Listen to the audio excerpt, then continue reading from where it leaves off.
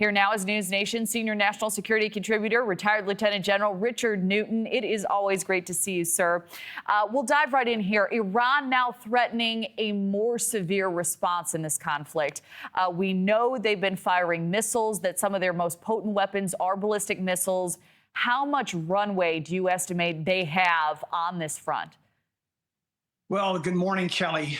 They've had more than a dozen waves of ballistic missiles. The Iron Dome so far has been very effective on Israel's defensive side. My sources tell me 92% kill rate of those ballistic missiles incoming into Israel over the past several days. But you mentioned how much is left in the Iranian arsenal. They started with approximately 2,000 ballistic missiles or so, but at some point they're going to run out. They cannot handle a sustained conflict over several days, much less weeks. And so I believe this is where Israel really holds all the cards. Another point is with regard to your comment about air superiority. That is absolutely essential. Israel really undertook air superiority right at the first, and they've now just about completed air superiority over all of Iran. And that, again, that portends that's bad news for the Ayatollah. And so you're seeing right now is Israel's able to go deep into their target folder and start picking up logistics targets, intelligence targets, more of their key leaders and so forth. What do you believe will be the biggest impetus to get Iran to the negotiating table? Might it be that weapons issue and their weakened proxies as well? All the above. I think the first and foremost, as I mentioned, the Ayatollah is out of options, and I think it gets to the point where he feels, and again, everything points back to the Ayatollah. If he feels that his personal survival or the survival of his theocracy, his regime, is in imminent danger, that will drive them to the negotiating table. But short of that, I don't think you're going to see Israel take its foot off the gas, nor should they. This is a moment in time in Mideast history where I believe that Israel is going to prevail. And there are two objectives right now, Kelly. First, to go after the Iranian nuclear weapons development capability that is spread throughout Iran. Secondly, the means to deliver those nuclear weapons, go after their ballistic missiles, not only their operational ballistic missiles, not only their launchers, but their ballistic missile development capability. Does Israel need U.S. weaponry to fully finish the task they set out to do?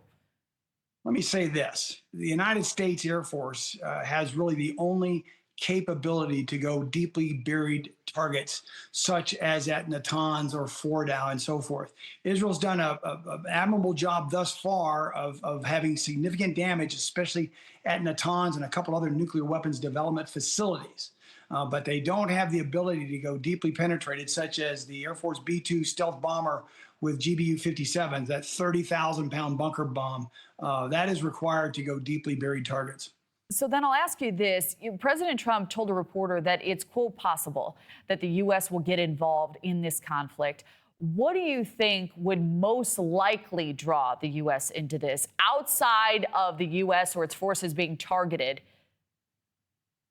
Well, first off, President Trump is not capricious. He's not, to make any sudden moves militarily.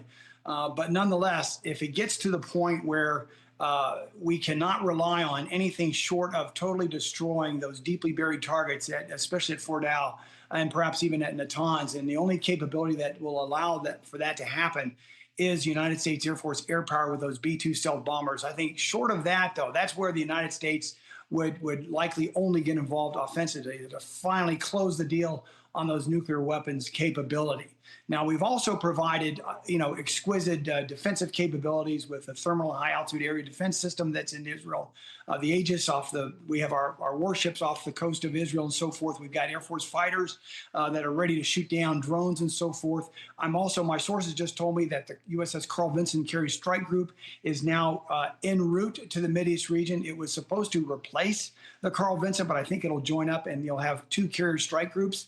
So we've got plenty of firepower. Right now, more of a defensive nature, but what the president's saying here, Kelly, is to make sure that Israel knows this, but our Gulf Arab allies know this as well as adversaries. especially Iran, knows that the United States has exquisite capabilities to go strike those deeply buried targets, expressly going after those nuclear weapons production facilities. Yeah, will they be used? That's the big question at this hour. All right, Lieutenant General Richard Newton, it is always great to see you. Thank you.